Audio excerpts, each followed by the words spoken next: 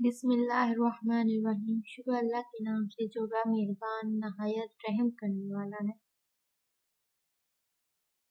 First aid in emergencies core course of PMS by Dr. Myra Javed from Shahrukh College of Health Sciences, Gurgaon. Blood group. In our previous lecture we have studied, हमने पढ़ा था RH factor के बारे में, types of blood type compatibility हमने देखा था। Patient जो ब्लड टाइप इन जो 4 ब्लड टाइप पेशेंट्स हैं वो किन्हें ब्लड दे सकते हैं और किन से ब्लड ले सकते हैं, किसको दे रहे हैं, गिव्स एंड रिसीव्स मींस जिसे दे रहे हैं। And this is the another chart. The precautions हमने देखे थे कि किन किन को हम ब्लड नहीं दे सकते, किन किन से पेशेंट को हम ब्लड नहीं देंगे। ये वो पर्सन्स हैं जिन्हें ये बीमारियां होंगी तो हम इनसे ब्लड नहीं लेंगे। ये प्रिकॉशंस आ गए।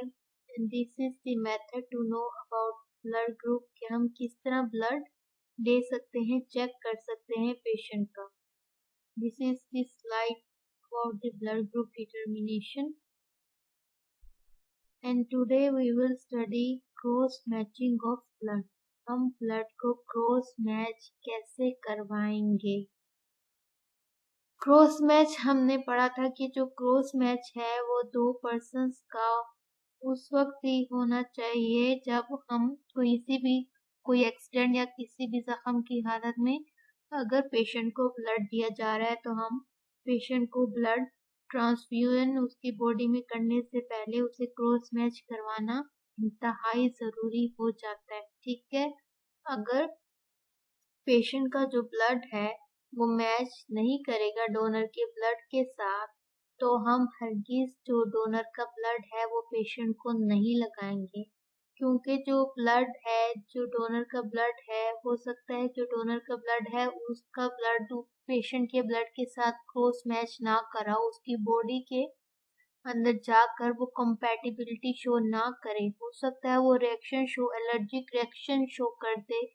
कोई भी अगर पेशेंट का जो ब्लड था वो डिजीज ब्लड था, उसे किसी किस्म की बीमारी थी, वो डॉक्टर ने नहीं चेक किया, क्रॉस मैच नहीं करवाया, तो हो सकता है वो बीमारी फिर उस ब्लड के थ्रू उस पर्सन के अंदर भी ट्रांसफर हो जाए। जैसे कि हेपेटाइटिस, अक्सर लोग हेपेटाइटिस पेशेंट का ब्लड होता है, नहीं क्रॉस चेक करवाया होता, तो हो सकता है कि वो जो डोनर के ब्लड में हेपेटाइटिस के सेल्स मौजूद थे वो जो पेशेंट को हम ट्रांसफ्यूजन करवा रहे हैं, रिसीव कर रहे हैं ब्लड, से भी हेपेटाइटिस हो जाए। तो इसलिए बेहतर है कि हम सबसे पहले ब्लड ग्रुप्स दोनों पेशेंट और रिसीवर का चेक करें। उसके बाद डोनर का, दोनों पेशेंट और डोनर जो है उन दोनों का हम ब्लड ग्रुप पहले चेक करें कि दोनों के ब्लड ग्रुप सेम है। उसके बाद उनकी हम क्रॉस मैचिंग करवाएं ब्लड्स की, क्योंकि उनके ब्लड सैंपल्स जो हैं वो आपस में कंपैटिबल हैं कि नहीं।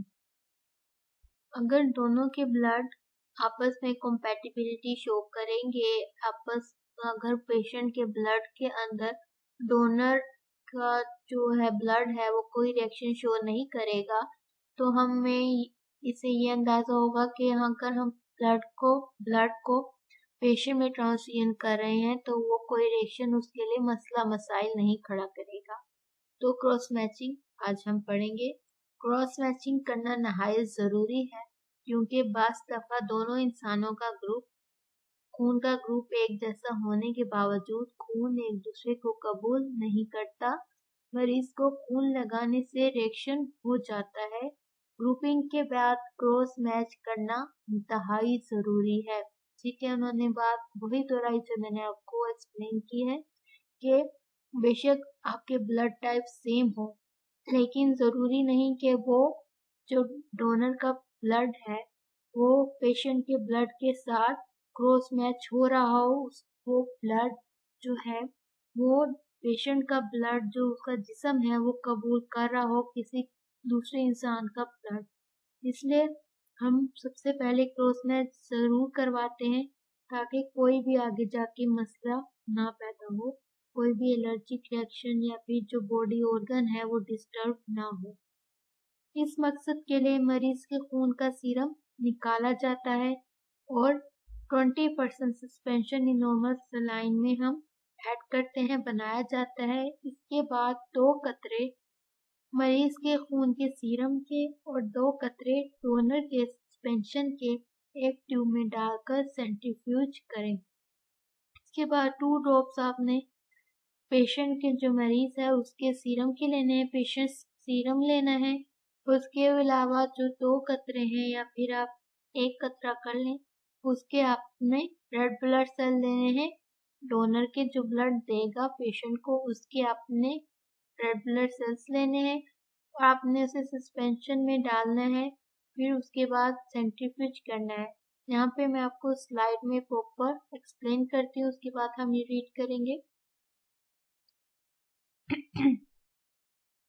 This is the major cross match कि हम किस तरह क्रॉस मैच करवाते हैं। ये कंप्लीट डायग्रामेटिक व्यू उन्होंने आपको मैंने बताया है। This is the patient serum, ये 2 ड्रॉप्स आपने लेने हैं and this is the donor red blood cells जो आपको रेड मार्क से शो किए गए हैं। ये 1 ड्रॉप आपने 5% सस्पेंशन में लेना है। आपने ये जो दोनों सीरम और रेड ब्लड सेल्स हैं डोनर और पेशेंट के, वो आपने एक दूसरी टेस्ट ट्यूब के अंदर ले लेना है। आपने फिर ये जो रेड ब्लड सेल्स और पेशेंट सीरम हैं ये आपने इंक्यूबेशन में रखना है 37 डिग्री सेल्सियस टेम्परेचर पे फॉर दी 1 आवर। 1 घंटे के लिए आपने इस टेस्ट ट्यूब को इंक्यूबेशन में रख देना है, इंक्यूबेटर में रख देना है। फिर उसके बाद 1 घंटे के बाद आपने उसको इंक्यूबेटर से निकालना है और उसको 3 वॉशेस करनी है। 3 वॉशेस करने के बाद आपके पास रेड ब्लड सेल्स डोनर के और पेशेंट सीरम रह जाएगा। उसके बाद आपने क्या ऐड करना है, इसके अंदर 2 ड्रॉप्स ऑफ AHG आपने करना है, ऐड करने हैं इस ट्यूब के अंदर, उसे मिक्स करना है प्रॉपरली। AHG यहाँ पर मतलब है anti human globulin, anti human globulin है। इससे आपने डालना है अंदर 2 ड्रॉप्स और इन्हें मिक्स करना है। उसके बाद इसे सेंट्रीफ्यूगेज मशीन के अंदर रख देना है। चेस्ट ट्यूब को आपने सेंट्रीफ्यूगेज मशीन के अंदर रख दिया फॉर दी 30 मिनट्स। 30 मिनट्स तक ये रिवॉल्व हुई, सेंट्रीफ्यूज मिक्स हुई आपस में जो सैंपल्स हैं। उसके बाद आपने 30 मिनट्स के बाद इसे सेंट्रीफ्यूगेट मशीन से निकाल लेना है। उसके बाद आपने रिजल्ट शो लेने हैं, माइक्रोस्कोपिकली भी आपको रिजल्ट पता चल जाएगा और आप अगर नेक्ड आई से भी ले सकते हैं, आंखों से भी अगर आपको बगैर माइक्रोस्कोप के दिखाई देता है तो उससे भी आप रिजल्ट इजीली फाइंड कर सकते हैं। नो एग्लूटिनेशन, अगर कोई एग्लूटिनेशन नहीं हो रही होगी यानी कि जो सेल्स हैं वो फ्रीली मूव कर रहे हैं टेस्ट ट्यूब के अंदर, तो रिजल्ट आपके पास कंपैटिबल होगा। यानी कि जो पेशेंट का ब्लड है और डोनर का ब्लड है वो आपस में कंपैटिबिलिटी शो करेगा। एक दूसरे जो डोनर का ब्लड है पेशेंट के लिए वो सही होगा, इसलिए हम इन्हें आपस में जो है ब्लड ट्रांसफ्यूजन करवा सकते हैं। ठीक है।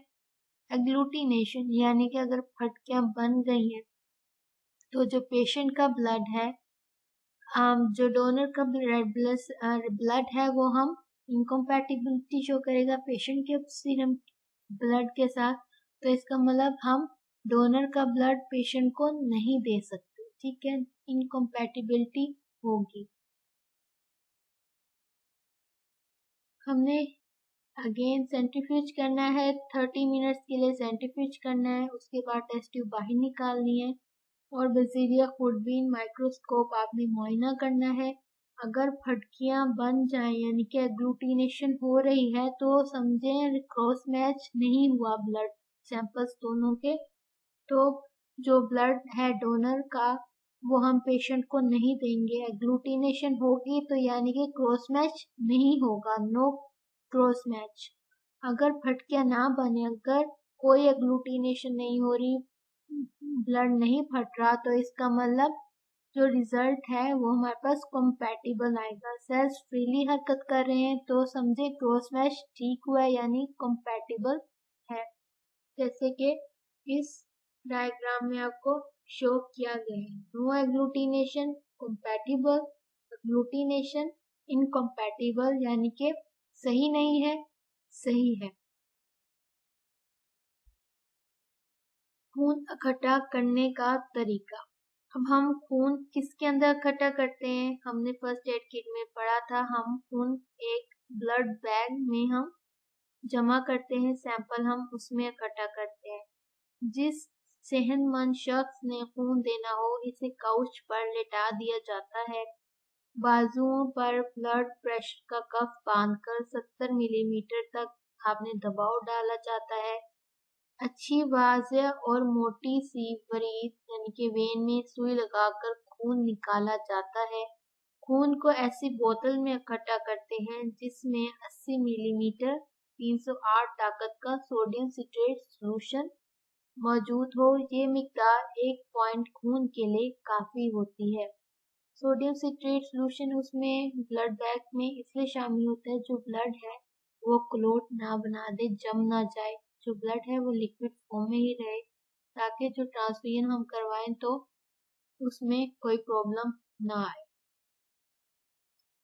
This was the major cross match and this is the storage of blood. आपने ब्लड को स्टोर कैसे करना है। खून को जमा कर रखने का तरीका। दर्जे हरारत। खून को हमने 2 से 6 सेंटीग्रेड के दरमियान दर्जा हरारत पर रेफ्रिजरेट में रखना है। हमने ब्लड सैंपल ले लिया तो हम फौरी उसे जाके रेफ्रिजरेटर में रख देते हैं, ताकि जो ब्लड है वो उस टेम्परेचर पे महफूज रहे। उसका जो स्टोरेज टेम्परेचर है वो हम 2 से 6 सेंटीग्रेड तक मेंटेन रखते हैं, ताकि जो ब्लड है वो डिस्ट्रॉय ना हो, वो खराब ना हो। मुद्दत यानी कि पीरियड क्या होना चाहिए, उसका एक्सपायर पीरियड कितना होना चाहिए।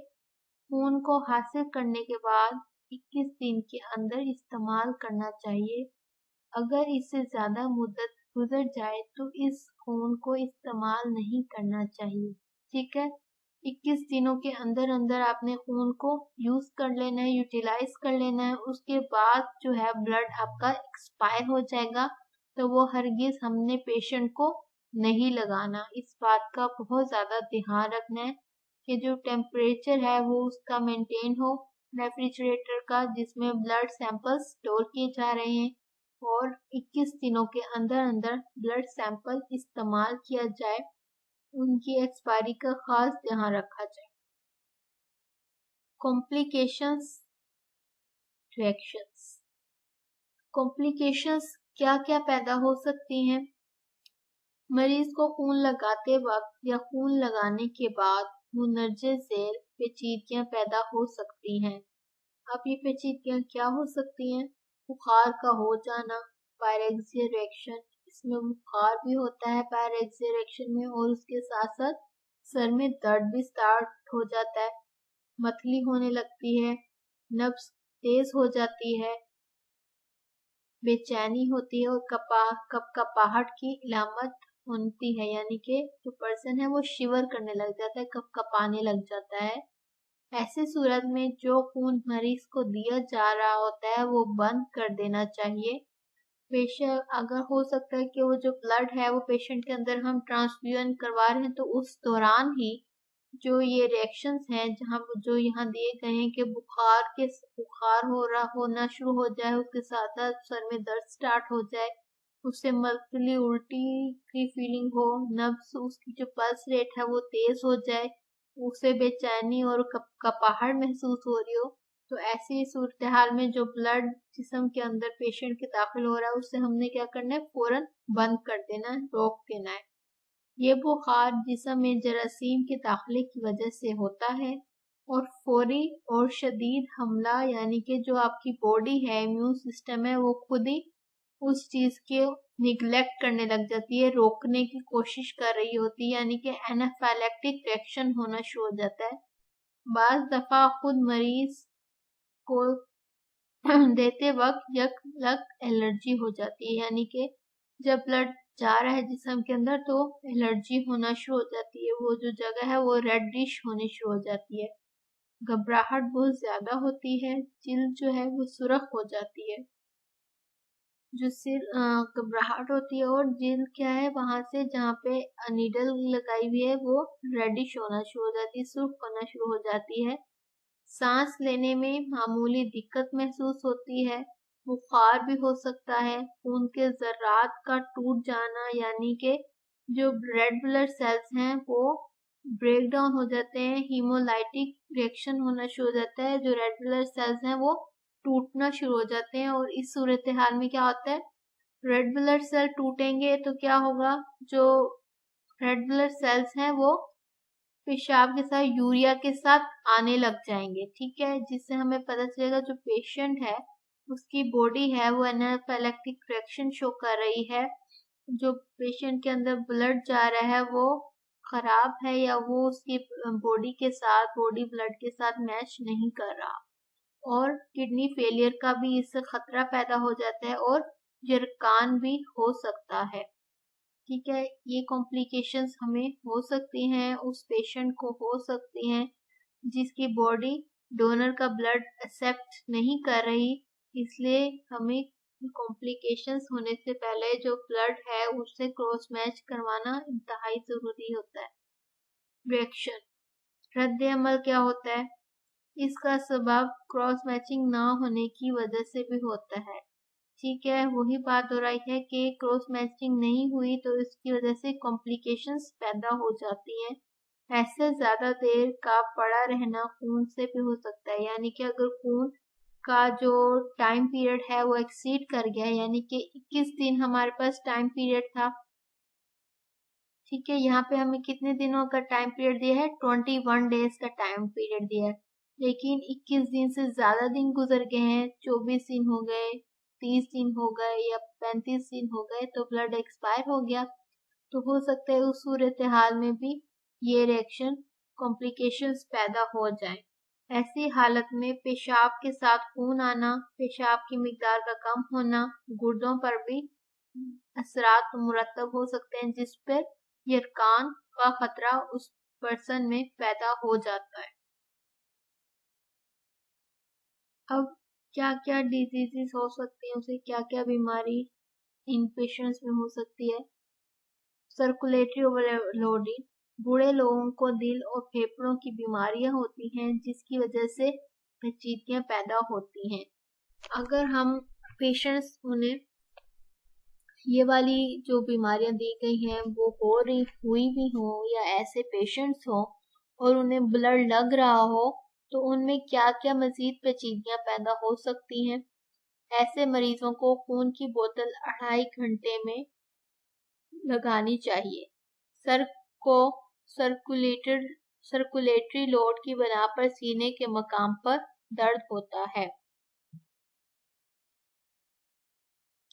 यानी कि वो पेशेंट्स जिन्हें दिल की या फिर फेफड़े उनके खराब हैं उनमें क्या है हमने फिर दोबारा ब्लड लगा दिया तो वो क्या है मजीद पेचीदगी पैदा हो जाती है, तो ऐसे लोगों में क्या है कि हमने हर 2.5 घंटे बाद उन्हें खून की बोतल लगानी है ताकि जो उनका सर्कुलेटरी सिस्टम है वो डिस्टर्ब ना हो, उस मकान जो सीना है हार्ट है उस पे ज्यादा प्रेशर ना पड़े और उधर दर्द ना हो, ठीक है, सर्कुलेटरी ओवरलोड की बना पर सीने के मकाम पर दर्द होता है, इस वजह से जो सीने है उस पे जो सर्कुलेटरी ओवरलोड है उसे हमने रोकना है, जिसके लिए हम खून देंगे पेशेंट को ताकि जो हार्ट है उसे ब्लड पंप करने में प्रॉब्लम पेश ना आए। जिगर की सोजिश, हेपेटाइटिस, ये बीमारी बहुत कम खून देने के 2-3 माह बाद जाहिर होती है। हेपेटाइटिस क्या है, ये खून में होता है, इसलिए जब आप ब्लड टू ब्लड ये ट्रांसफर होगा तो क्या है ये 2 से 3 माह बाद आप जिस्म में जाहिर होना शुरू, इसकी इलामात होना शुरू हो जाएंगी। इसमें क्या इलामात क्या इन्होंने दी हैं, इसमें बुखार रहने लगेगा, जिगर वाली जगह को दबाने पर दर्द महसूस होगा, हाजमा भी दुरुस्त नहीं रहता। ठीक है, जो डाइजेस्टिव सिस्टम है, हाजमा है, वो खराब रहेगा। जिगर वाली जगह को दबाने पर दर्द महसूस होगा और बुखार रहेगा। नेक आप हेपेटाइटिस के उन्होंने साइन दिए कि आप कैसे चेक कर सकते हैं कि अगर आप जिगर वाली जगह को दबाएंगे तो दर्द वहां पे महसूस होगा। आपका जो हाजमा है वो भी सही नहीं होगा और अक्सर लोगों को बुखार भी रहने लगता है, जो कि हेपेटाइटिस की अलामात है कि उसकी वजह से हेपेटाइटिस होने का खदशा होता है। ट्रांसमिशन ऑफ डिजीजेस, जो बीमारियां हैं, जो पेशेंट है ब्लड ले रहा है, वो हालांकि उसे कोई बीमारी नहीं है लेकिन फिर भी उसके अंदर बीमारी आ गई तो किस तरह आई। अक्सर लोगों को नहीं अंदाजा होता कि हम तो बिल्कुल सेहतयाब हॉस्पिटल गए थे, लेकिन हम हमारे अंदर वो बीमारी कैसे आ गई जो हमें थी ही नहीं। ठीक है, ट्रांसमिशन ऑफ डिजीजेस किस तरह हो रही है, बीमारी कैसे मुंतकिल हो रही है। मसलन मलेरिया, बुखार, एड्स, हेपेटाइटिस बी, सी, इन्फ्लुएंजा, आतिश वगैरह जैसी बीमारियां अगर खून देने वाले इंसान में मौजूद हों तो ये बीमारियां खून के जरिए दूसरे आदमियों में भी मुंतकिल हो जाती हैं। इसलिए हमने प्रिकॉशंस में क्या क्या पढ़ा था, हमने यही पढ़ा था ना कि वो पेशेंट, वो लोग खून नहीं दे सकते जिन्हें ये सारी एड्स, हेपेटाइटिस, इन्फ्लुएंजा, एड्स इस तरह की बीमारियां हों। हमने ऐसे पेशेंट, ऐसे लोगों का खास ख्याल रखना है खून लेते वक्त, खून के बारे में पूछते वक्त कि ये लोगों को ये बीमारियां तो नहीं है, ताकि जो पेशेंट है जिसे हम खून दे रहे हैं उनमें ये बीमारियां मुंतकिल ना हो। इसलिए ब्लड की जब हम ब्लड लेंगे उस वक्त हमने ये सारी कॉम्प्लिकेशंस को ध्यान में रखना है, सारे रिएक्शंस को ध्यान में रखना है कि मजीद ट्रांसमिशन ऑफ डिजीजेस ना हो किसी दूसरे सेहतमंद इंसान में। अगर उससे हम खून लगा रहे हैं तो हमने सबसे पहले उनके ब्लड सैंपल्स चेक करने हैं, फिर उन्हें हमने सही तरीके से क्रॉस मैच करवाना है, फिर ही हम ब्लड उसको ट्रांसफ्यूज करेंगे, उसके पेशेंट के जिस्म के अंदर दाखिल करेंगे। और इन बीमारियों के बारे में हमने पूरी नज़र रखनी है ताकि कोई भी पेशेंट जो है सेहतमंद बीमार पेशेंट से उसे ये बीमारियां मुंतकिल ना हो और वो सेहतमंद होकर हॉस्पिटल से निकले। This was all about the blood group. I hope आप सबको ये समझ आया हो। Thank you.